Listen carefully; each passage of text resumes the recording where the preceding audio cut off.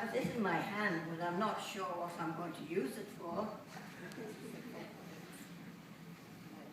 Isn't that for me to read? No, I'm going to read it. You're going to read it. Where did you grow up? I grew up in a place called Seacombe in Wallasey. It's on the peninsula across the river from Liverpool. I guess you all heard of Liverpool, where all the big boats come from. If you haven't, you should have. I don't think it does any work anymore. I think all the boats have gone down to Southampton now. What did you and your family do during the bombing? We sat under the stairs and played cards. Why did you join the Air Force? Because my sister joined the Air Force the day before me. Because I think it was enough reason. What was your rank? To begin with, ACW2, Aircraft Woman Second Class. And what did you do? What did I do? I passed some exams. And my sister phoned me and said, "What are you going in for?" And I said, "I'm going in to be a radio operator." She said, "How did you get in for that? You need brains." No. And I said, "Well, I don't know how I got in for it, but I'm in for it." And I did well at it. Where were you stationed? Oh, my goodness. I was stationed, first of all, I've forgotten the name of the place now, somewhere near Bradford. We nearly froze to death. And then we froze on the train. It took us for hours to get to a place called Morecambe.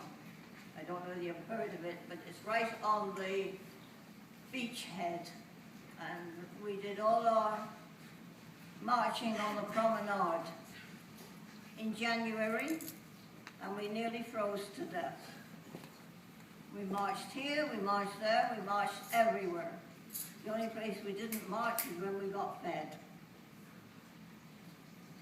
Now, what else can I tell them? Edinburgh? Or Peterborough? Pardon? You ended up in Scotland? Oh, I went a lot of places before I went to Scotland. First of all, I went on the train. I volunteered to go to Holyhead, which is a little point across from Ireland.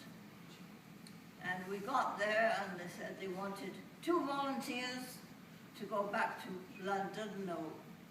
So my friend and I shot our hands up and we went back to Llandudno. And we were stationed on top of what they call the Great Orme. It's a mountain. It has a cable car that works in the daytime, and it takes you about halfway up. And the rest of the way you have to walk. And we were stationed right at the very top. What was originally a hotel. But it wasn't a hotel when we moved in. We were in servants' quarters. But it was a wonderful time there because I had a day off. I could hop on the train and go home for the day. But that didn't last very long. I was only there a couple of months, and they shipped me all the way down to the south coast. And I was there for the invasion when I guess, the Americans and the British invaded France. And it was almost impossible to work because the skies were just full of planes. And you didn't know which were the British ones and which were the American ones and which were the German ones.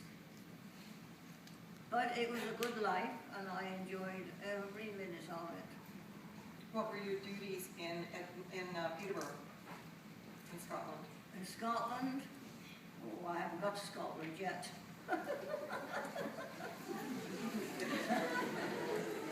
I enjoyed being down in Kent, because I had relatives near there. Anyway, I got shipped all the way up to Peterhead. It's the most easterly point in Scotland. And, well, all I can tell you, the street is one way. One street. When you walk down that street, you see Peter Head. And what, There I met a Canadian. Actually, he got on the back of the truck with 2 other Canadians. And I thought, I'd like to have him. Anyway, it didn't seem to be because I didn't see him. He was on watch when I was off watch. Anyway, the good Lord looked down on me and we met one Friday afternoon. I was shopping for my landlady, paying her bills, and I met Ronald and his friend, and Ronald asked me out. We went to a picture show, and I can't tell you what picture it was, but it was a good one. It was one of the ones with a singer in it. I've forgotten what her name is now. And the next thing I know, he was posted overseas. So I thought, the good Lord's having a hand in here. He's not playing very fair with me. Anyway, Ronald went overseas and I stayed behind. And we started to write.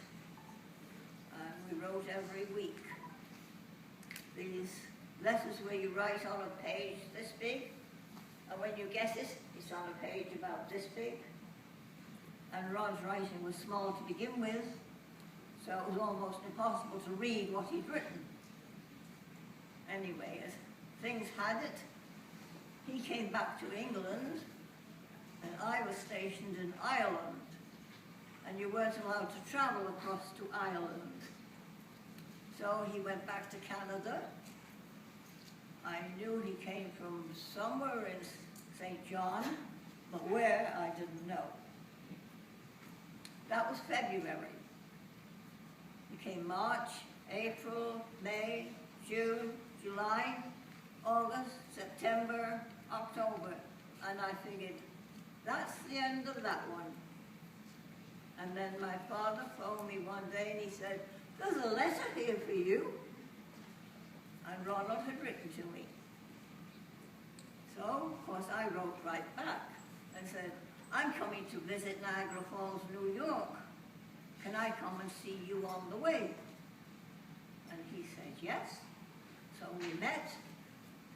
And on Friday the 13th of December, he bought me a ring. And I left soon after that, but I promised to come back. And my father said he would come over if I wanted to get married over here. My mom couldn't afford to come, so she stayed home with her sister. And my dad came and gave me away. I didn't have a white gown because my mom wasn't there, but I had a pretty blue dress.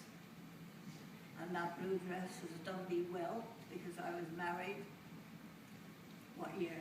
I've forgotten now. 1947. 1947. And he died just a few years ago. And I'm still here. I'm going to be 92 years old in a couple of months. And I'm still good for another 10 years. Who knows? Pardon? Finished? I'm finished.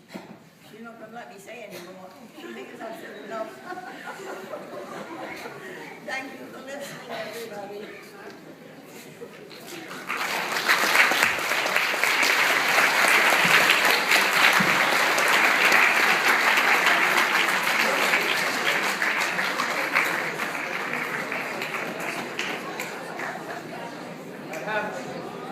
I have a little something special that Mary doesn't know about. The first assembly this morning, Mary greeted us with saying, well, I finally made it. I got to high school. And then she said, at one point she said, well, I don't know if I'll be able to graduate, but it's sure nice to be here. And that made me think, and it made a few other people think. So today, we have something very special for you. I mean, I'm going to graduate from your high school. You bet. Until I can't find it.